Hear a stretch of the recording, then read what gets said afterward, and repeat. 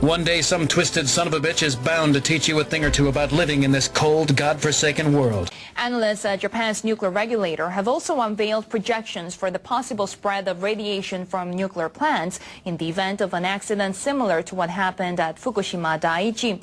They say meltdowns at a handful of the country's 16 nuclear facilities could result in radiation spreading beyond their recommended 30-kilometer evacuation zone. The projections are based on a number of conditions, including weather records for the past year. They show accidents at 12 plants could contaminate areas within the 30-kilometer radius to such an extent people would have to leave for at least 7 days.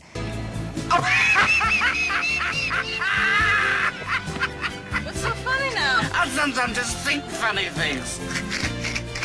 The situation is more worrisome at the 4 remaining plants, Oi, Hamaoka, and Kashiwazaki Kariwa in central Japan, and Fukushima Daini, which is near Fukushima Daiichi. Oi went back online in the summer. According to the authority, accidents at those plants could spread radiation beyond the 30-kilometer evacuation zone. Municipal leaders are expected to reference these new projections when they revise their emergency evacuation plans. Watch this. Look, a snake's up in the tree. Honey badger don't care. Honey badger don't give a shit. It just takes what it wants.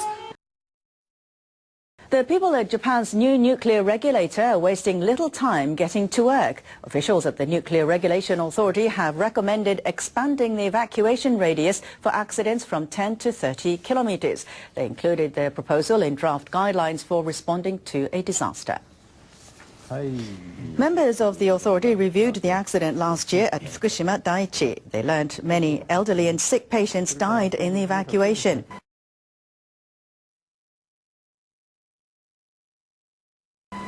Their guidelines include choosing evacuation shelters in advance. They would set up temporary shelters nearby for those unable to make it to the evacuation centers. More than 130 municipalities across Japan lie within 30 kilometers of a nuclear plant. Leaders of those cities and towns will use the guidelines as the basis for disaster plan they hope to finalize by next March. Japan is under pressure to set a new emissions target in time for a major climate change conference next month. A 2-day preparatory meeting came to a close in Seoul on Tuesday. The 18th round of COP18 in Doha aims to launch a new climate treaty by 2020 to replace the Kyoto Protocol, which will be extended after it expires this year. Japan had pledged internationally to cut emissions by 25% from 1990 levels by 2020. But achieving this aim became impossible after last year's nuclear accident forced the country to burn more fossil fuels. Japan was asked to offer a new plan, such as producing a new greenhouse gas emissions target, but attended the meeting in Seoul without having set a revised goal. I figured I would have gotten into trouble somehow. Sometimes you gotta say, what the fuck?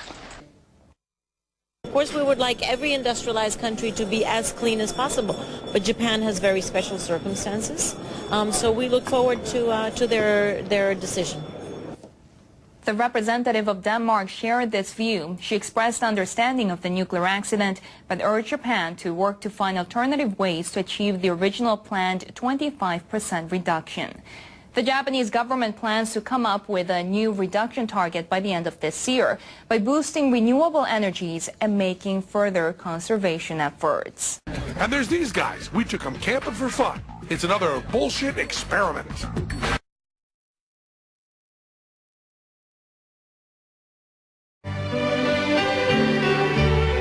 Build me an engine that can carry me home. Light my darkness, bake my bread. Show me the future, keep my family safe and warm.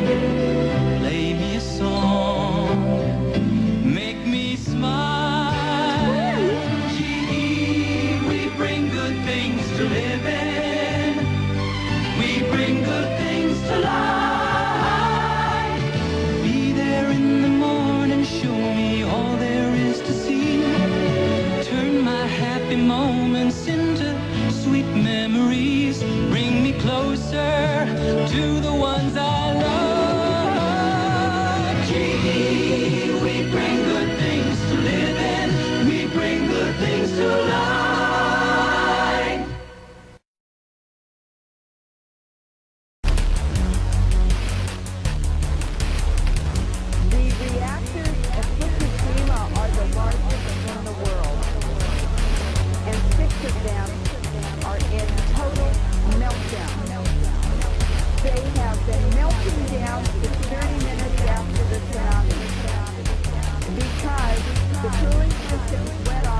when the earthquake happened. And 90 minutes after the cooling stopped, the reactors go into meltdown. This is all a cover-up. This is a false flag. This is more poisoning of the ocean and the atmosphere and the biosphere. No one can escape.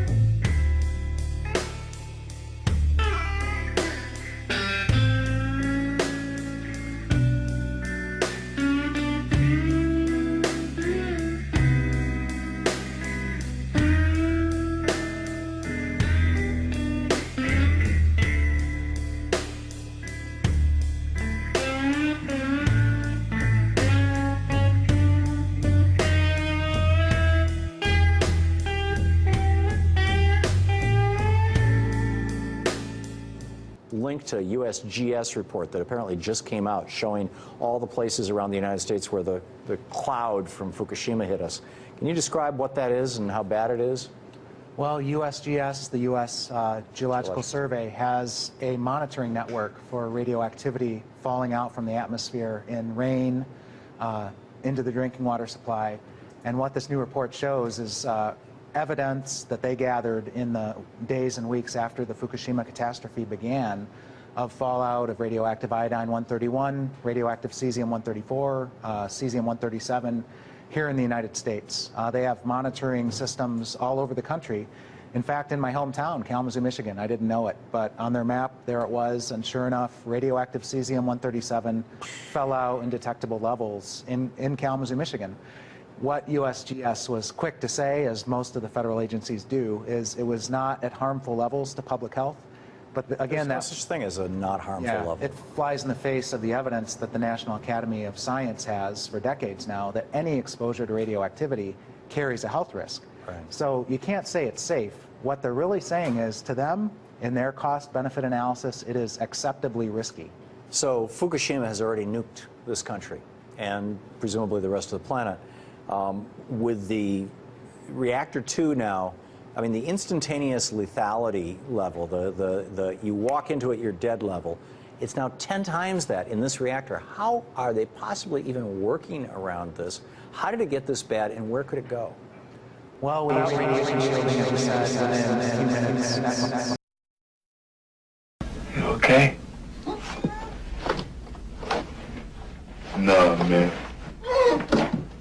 I'm pretty fucking far from okay.